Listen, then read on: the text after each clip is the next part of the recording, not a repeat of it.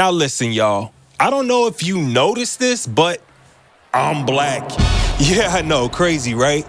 And frankly, it's something that I have grown to be very, very proud of. I have an incredible lineage, for real. Growing up in one of the first incorporated black cities in America, with women who knew freed slaves, who witnessed Martin Luther King Jr. march through the backyard of my childhood home back in the 60s, and who stood up as strong, powerful activists in their very own right. I got a story for you on that later, so stick around. And here I stand before you in my 39th February as we celebrate 100 years of Black History Month. Founded by the brilliant historian Carter G. Woodson in 1926, Negro History Week celebrated ignored Black achievements in all spaces. It went a full 50 years before being officially recognized at the federal level by President Ford back in 1976. And in before someone says, why does it have to be black though? The answer is simple, because representation matters to the underrepresented, because my own parents are old enough to remember colored-only water fountains and playgrounds, because its history is left out of the record books, and because hearing the story of those that were so looked down on in their time, yet still triumphed and changed the world, is a reminder for every single one of us that the fight for acceptance and recognition is forever valuable and is still being waged to this day. But this isn't just for people that look like me. Nah. This really is our history. Yeah, but I know y'all didn't come here for a vague lesson. You came for video games. And Black inventors and creators have helped make this pastime the multi-billion-dollar megalith that it is today. So let the Gamersician put you on game. How Black innovators helped shape gaming. Yesterday, today, and beyond. Lego. Now, if you've ever popped a cartridge into a console, Jerry Lawson's fingerprints are on that little swappable shell of data. In the mid-1970s, Lawson took lead on development of the Fairchild Channel F, alongside Alpex Computer Corporation's Norman Alpert and Wallace Kirshner. The Channel F would be the very first home console to use interchangeable game cartridges, called video carts at the time. Before that, consoles were locked to the games they shipped with. Buy a system? Well, that's all you get, buddy. What Lawson helped create transformed games into software. Modular, sellable, expandable. Some big brain stuff. While Atari would quickly overtake the Channel F with its slicker presentation and better overall games, as well as his company's follow-up, the Channel F System 2, its mark was already made.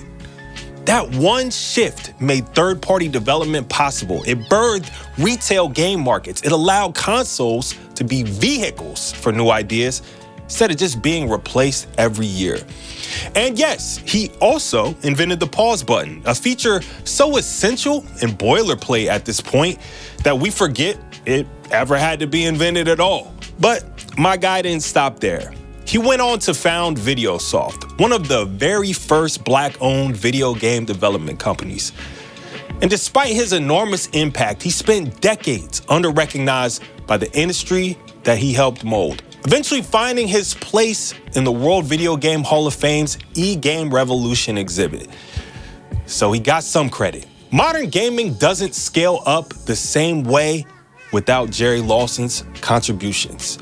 Period. Now, Roy Clay may not have invented the cartridge, but he did lay the foundation for stability in gaming. As a pioneering computer scientist at Hewlett-Packard in the 1960s and 70s, Clay helped lead the company's computer division at a time when commercial computing was still a nebulous idea held together with toothpicks and duct tape. His work focused on system reliability and architecture, the unglamorous but absolutely foundational groundwork every digital industry relies upon. Clay was also a mentor to Jerry Lawson, so yeah, bro was building the future both literally and figuratively. And this was happening while many of his so-called colleagues, term used loosely because, fuck them, were openly hostile to black professionals. Gaming doesn't exist without the computer, right? And computers then become reliable, scalable tools by accident. Roy Clay was part of that critical moment long before Silicon Valley would espouse diversity as something important. Oh, and homie eventually led HP's computer division straight up, becoming one of the highest ranking black engineers in Silicon Valley to that point. Respect. Now, next up, we got another hardware master who needs their flowers. Ed Smith. Now, in the late 1970s, Ed Smith was one of the earliest black engineers working in commercial video games, helping design hardware at a time when the industry itself was still figuring out what that would even mean. Smith worked at APF Electronics, where he helped design the APF MP1000 home console, and later, the Imagination Machine, a hybrid device that functioned as both a video game console and a personal computer in 1979. That's pretty crazy. Now, this was years before the NES, before home PCs were commonplace, before the idea that a single device could be used for gaming and computing was just expected. The Imagination Machine let users write programs, store data, and play games on the exact same John, an idea that was well ahead of its time. Smith's work helped push gaming out of the arcade-only mindset and closer to the idea of interactive home technology. Not just something you played, but something you could actually interface with. And context is key here. Ed Smith was doing this work as a black engineer in the 1970s when opportunities in tech were very limited, visibility even more so, and credit extraction from those like him was pretty much expected. He didn't end up with much props for his exploits until much, much later. But his fingerprints are on the early DNA of home gaming hardware, the kind of ground-level work that makes everything else possible. Ed Smith's story reminds us that innovation doesn't always come from those big names. Often it's just people building the machines before anyone knows what those machines will invariably become. His just happened to help ignite an entire industry. Crazy. Now, you might need to thank this next woman for Mara because, she got freaky with hers. Now, over in France, Muriel Tramis was doing the most for game writing and creativity.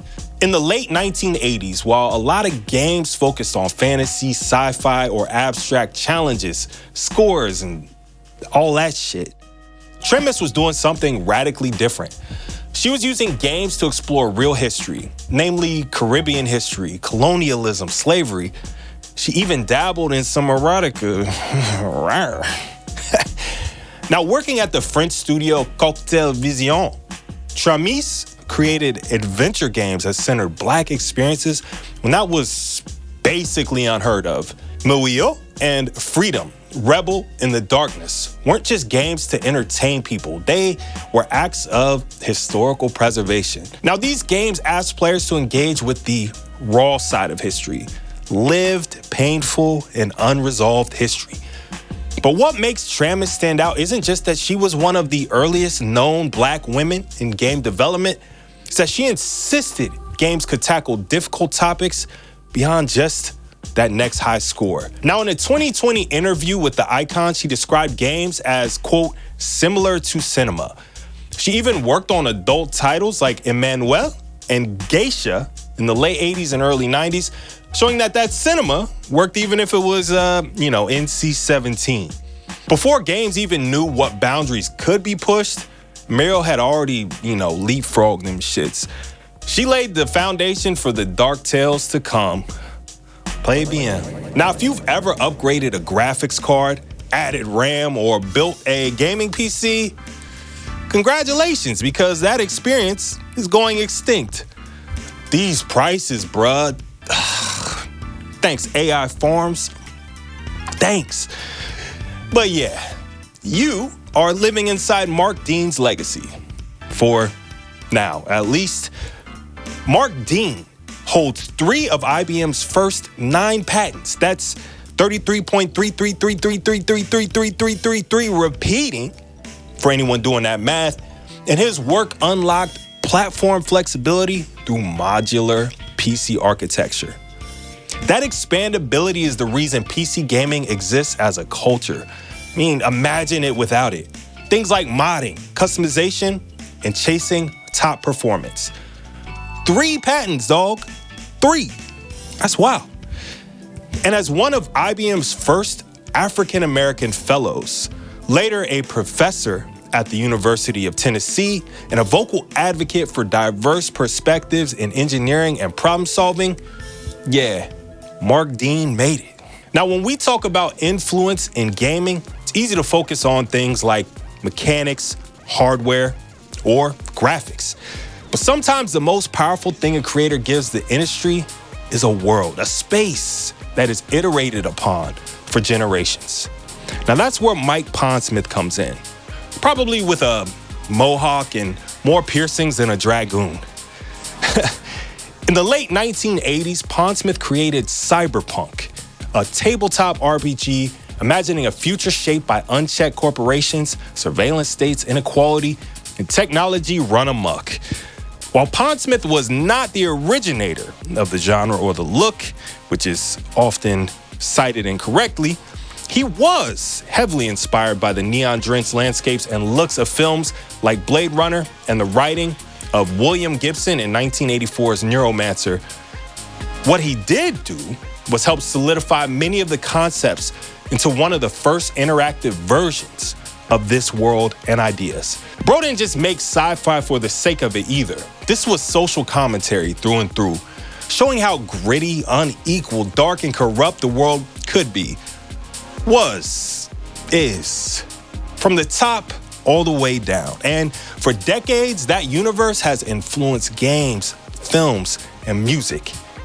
Fast forward to the modern era, and that same backdrop that he helped to shape ended up being the foundation for CDPR's Cyberpunk 2077.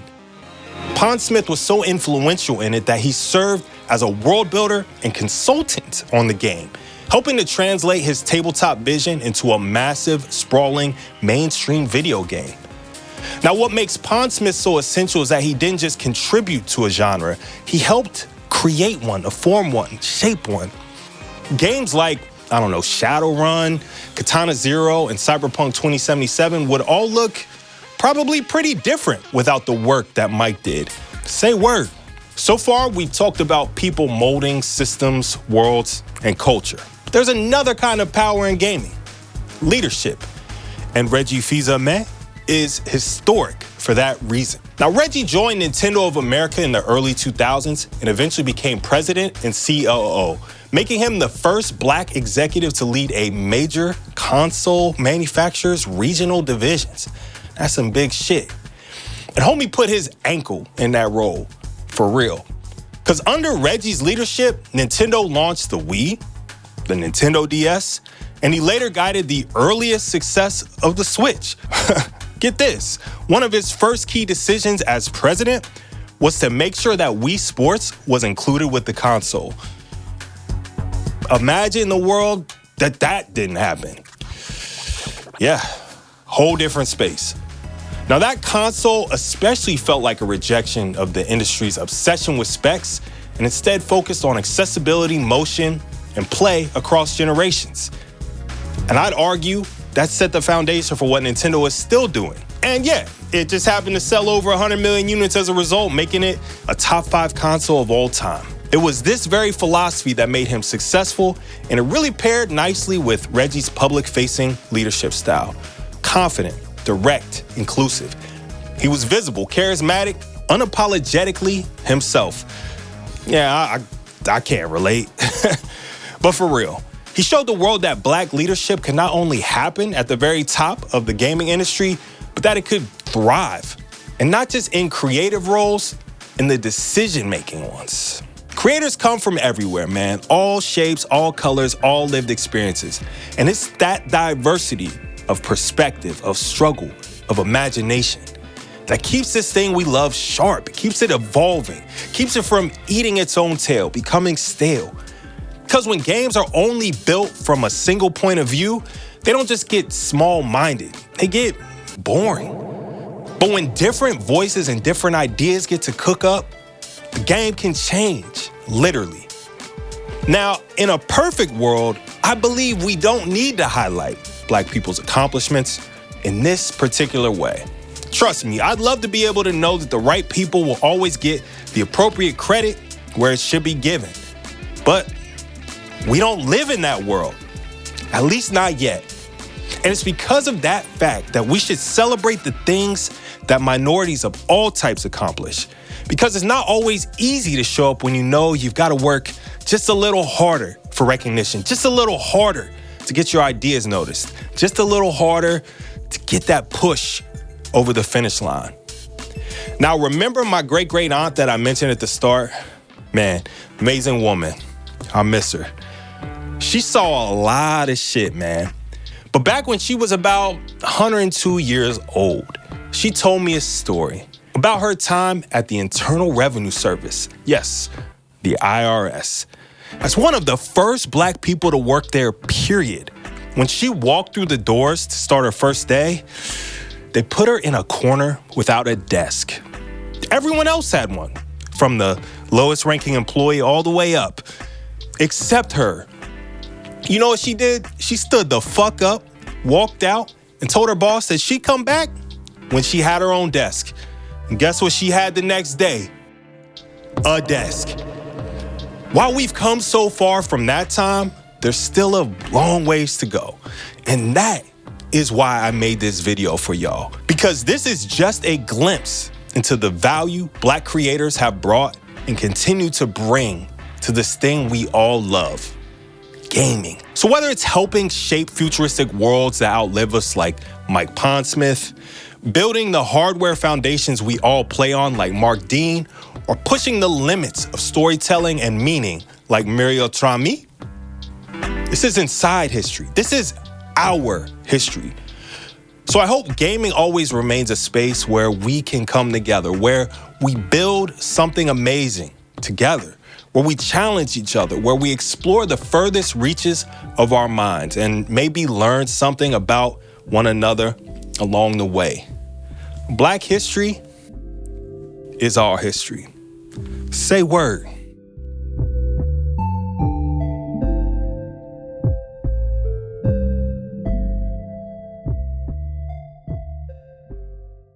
If you enjoyed this video, check out this one on gaming and hip hop, where my two favorite things in this world intertwine so beautifully.